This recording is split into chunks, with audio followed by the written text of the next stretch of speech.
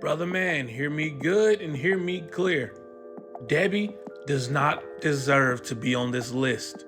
She is nowhere near the worst mom on any series. She is not anywhere near the bottom 5 moms compared to anybody in any animated series. She's just not. She's one of the best moms out of animated show history. Debbie has overcome one of the most tragic things to happen inside of her universe.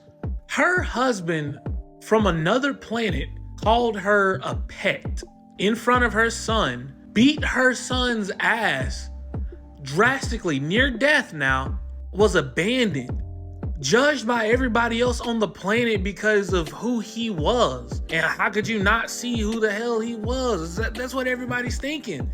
They scrutinize her, they chastise her. She overcame all that. And she was depressed. She came out on the other side, became more of a mother to Mark, got closer. She took in Oliver, the kid of the person who called her a pet. Also, Mark's half-brother. She survived getting tortured and beat by Angstrom Levy, a genetically enhanced supervillain, while holding Oliver with a broken arm sticking out of her skin, swollen eye. She dove to catch Oliver in mid-air because Angstrom threw the baby across the room. And unlike anybody else on this list, she hasn't killed anyone. This video's gone on kind of long, so I'll put it this way. Debbie is number 4, obviously.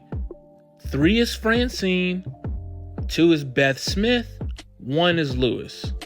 All 3 of the other ones killed someone at some point, but that has nothing to do with their parental ability. The most questionable thing Francine did was kidnap a kid to help her kid at like a competition. Beth chose Rick over Morty in several occasions, prioritizing Rick's happiness in life over Morty's. She had a messed up history of trying to gain her father's acceptance, so I'm even willing to put her at 2, which leaves Lewis at number 1. I think she has the most egregious stuff out of here by like choice too. Of all the things you can say, the way that she treats Meg is absolutely the worst on this list.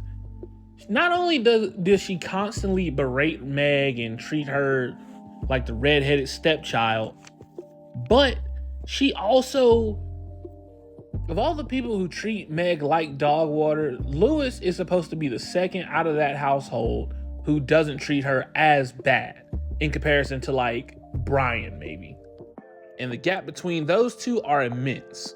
When Meg wound up finding herself a boyfriend, finally getting that little spark of hope of having a lasting, ever-loving relationship, enter Lewis, who comes in and, by choice now, chooses to seduce Meg's boyfriend, all because of her own desires and needs, prioritizing hers over her daughters.